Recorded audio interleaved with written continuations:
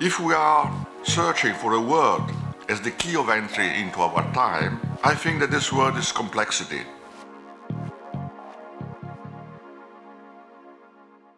Americans always talk about military and how we need to bomb. I didn't hear one word today about bombing. Terrorism could not live without funding. Conflict, crisis in traditional sense, are now connected with terrorism, money laundering, illegal trafficking, attempt to spread arms or mass destruction, the search for energy, land and water. Phenomena that have more often than not a transnational aspect, as we are going to see in the discussion that will take place today. We need to know where the radicalization process comes from, what are the main drivers, who is going where for what. And some of them, like the Islamic State, the IS, ISIS, ISIL, however you want to call them, have explicitly declared war on our societies and our norms. It is a global warfare with the involvement of almost all major countries. It is very difficult to understand what relates to terrorism, what relates to organized crime, what is maybe even legitimate. In 2012, one of my colleagues noticed that young British Muslims were going to Syria then in order to join militant groups. He also noticed that they continued to be active on social media. They maintained their Facebook profiles, their Twitter profiles. It became relatively easy to follow them, which is what we did. I mean, what's happening is that IS is trying to warn fighters and members against opening social media accounts. A lot of people who had been involved in petty crime, who had been involved in small forms of drug dealing, credit card fraud, and other kinds of crime. They know how to raise money. And we have not talked about money laundering into real estate as a storage place for this. We have had dead Yemenis buying real estate in Georgetown. I can give numerous examples that it is not just crony capitalism, it's not just oligarchs, but we have terrorist money laundering into real estate. Have you found any documents or have they come to you concerning finance? Yes, I do have financial documents from IS, a budget from Eastern Syria from 1 month between December 2014 and January of 2015. And it gives an income of around $8.5 million in 1 month and expenditures around $5.5 million or $5 million. So that turns a profit of around at least $3 million.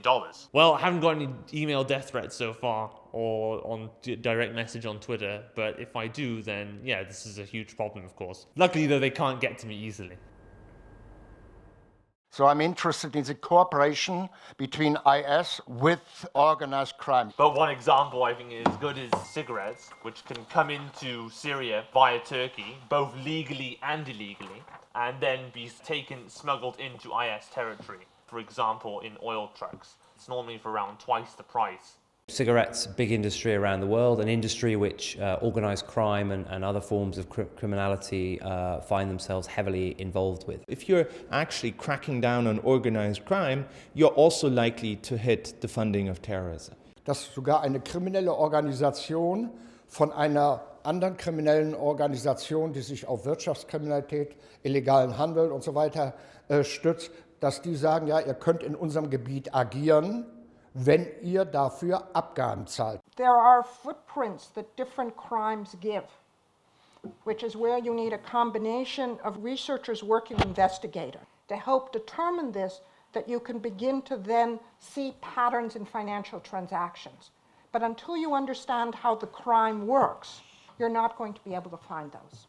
In Africa today, the same roads are used by terrorists, migrants, drug, cigarette, and in all the gray areas controlled by terrorism, they are paid by taxes or by other systems, and so they make profit on it. The money used by terrorism is due of all trafficking and smuggling. Of course, the absence of the central government, the central power. You know, what happened in Iraq, what happened in Libya by United States, by NATO, that was a huge mistake, and now we are paying the price for that. We can play a role, and we have started to play a role. There are some areas that you can point to where public-private partnership is working. There are examples in the UK that I'm very familiar with, but clearly more can be done. This is why I think that the concepts of simple solutions and talking in platitudes and generalities just doesn't help. But you need more than public-private partnerships. You need partnerships with multinational organizations, with NGOs, and that will help you understand the footprint of this illicit trade. If the situation is so unstable financially, will this increase in the future? It's reaction and never action, and we are always following what the event produce. I think it's one of the biggest phenomena of our time. I think it will be with us for a generation and will pose an enormous challenge, not only to countries in the Middle East, but also to Western societies. All these things are producing a lot of confusion, no policies, and opportunities, including a lot of corruption. The San Bernardino attack in California was funded through a fraudulent bank loan. I mean, the person applied for the bank loan, but falsified the motive for which he was obtaining this bank loan. My provocative statement about what the hell have we been doing for the last 15 years. I guess my point is that we treat terrorist financing as a static risk. We don't respect the fact that it morphs according to the changing geopolitical winds. And that's where the mistake has come. And we haven't really thought properly about terrorist financing as an individual discipline. The new attacks now are focused on soft target, and maybe that's a very important point also.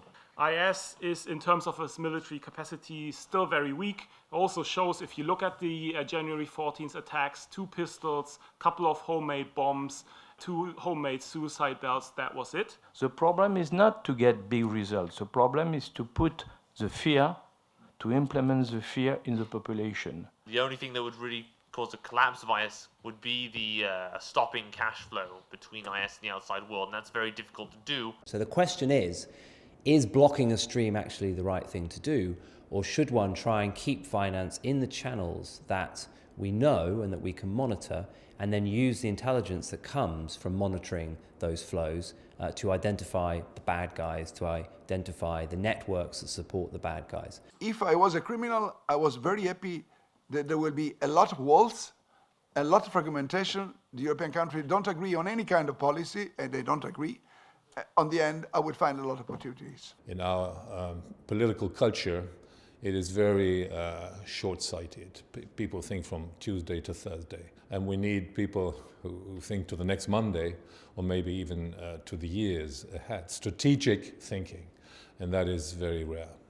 And this form of political paralysis is new. We didn't have this in the past. And this is also something which indicates that we have a fundamentally new situation. The tensions are of multiple route. We have a strategic, military, political tension, but we also witness some tensions along religious lines. A little bit, there are a few good news. The awareness of security policy needs in our societies has increased significantly over the last 1 or 2 years. The resilience of our societies has increased significantly. We have come to the end of that panel. Thank you very much. I found it hugely interesting and discomforting, because my feeling is that the task is getting larger the longer you look at it, whereas the political will and resources needed to solve it internationally are not yet developed.